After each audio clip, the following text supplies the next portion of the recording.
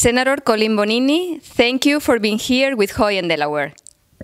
Oh, thanks so much for having me. Senator Bonini, you are Delaware's 16th Senate District. So tell us a little bit about your background. Well, I wish it were more interesting, but I'm originally from California. As I tell people, I have 7 children. I am an identical twin. There are 2 of me. It's quite frightening. My twin is a Superior Court judge out in California. I came to Delaware about 30 years ago to go to college, and just really fell in love with Delaware. It's such a wonderful little state. And I was first elected to the state Senate when I was 29 years old, which was a long time ago. and I've been in the state Senate since 1994. I represent the 16th district, which is pretty much the middle of Kent County, Delaware, basically Dover south to Milford, that area. Wonderful, wonderful people. Have run for statewide office before, did very, very well. I ran for state treasurer in 2010, and I ran for governor 4 years ago. Did very well in those elections. And I'm conservative. I tend to be more conservative leaning politically, but I'm also, I think I have a good, strong reputation of someone who's willing to work with people, regardless of party affiliation or anything like that. So, and I'm running for, and the theme for my gubernatorial race is that we can fix this. And Delaware has a lot of problems, but I'm confident that we can fix them. So, as you say, your current term ends this November. You are running for governor. So, yes. What is your platform? So, like I said, the main platform is. I apologize, just got a call. But my main platform is that we can fix this. There are lots of problems in Delaware, but I really believe with new leadership that we can fix them.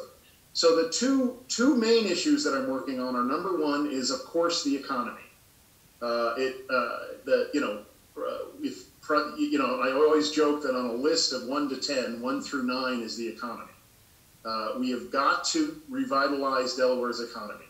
We've got to be able to allow folks to get meaningful, productive, high-paying jobs, and Delaware currently just doesn't do that. We are lagging in job creation, and many of the jobs we have are, quite frankly, pretty low-paying. So I think the number one priority is revitalizing our economy and creating opportunities for people, regardless of race or background or anything. We need to create economic opportunity for people. The my number two priority is our public schools. We have some great public schools. We have some great teachers, but many, many, many of our public schools are just not doing a very good job with our children. And number two priority is to fix our schools so that all of our children have a chance to get a really quality education. And unfortunately, in a lot of places, that's not happening today in Delaware. But I think we can fix that, and I think we can really make that happen. And of course, the third, and I said there were 2, but of course the third, and this isn't necessarily in priority orders. The third is we've got to reopen this economy.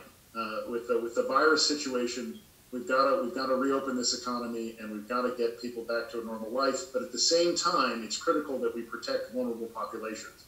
So. So I think the economy and education, and of course the COVID situation, are my priorities.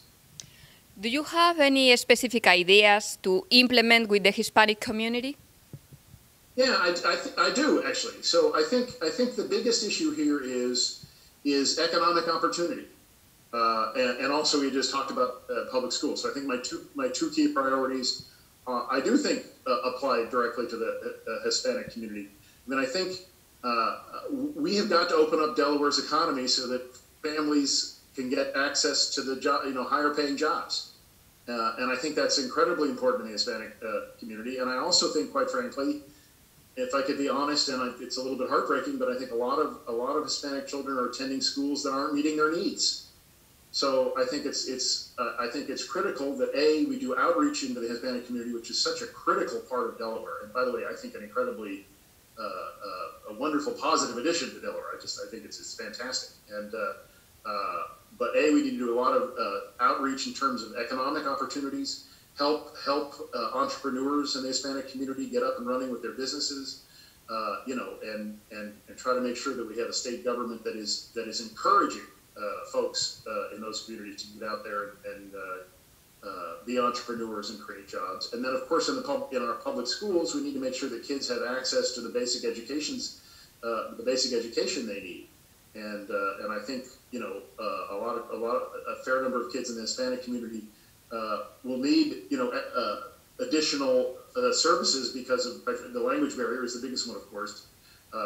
But I think we can do that, and I think we can do specific outreach into the Hispanic community and say, look, we can help make our schools better. We can make sure that your kids have an opportunity to get that quality education.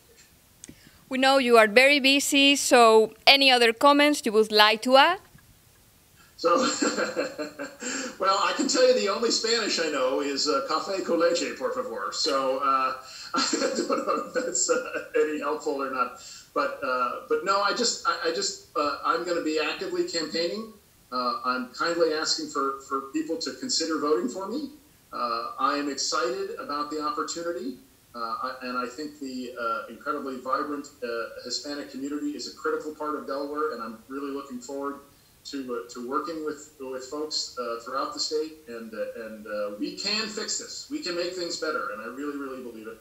And I'm just incredibly thankful for you guys taking the time. Thank you for your time, Senator. Thank you.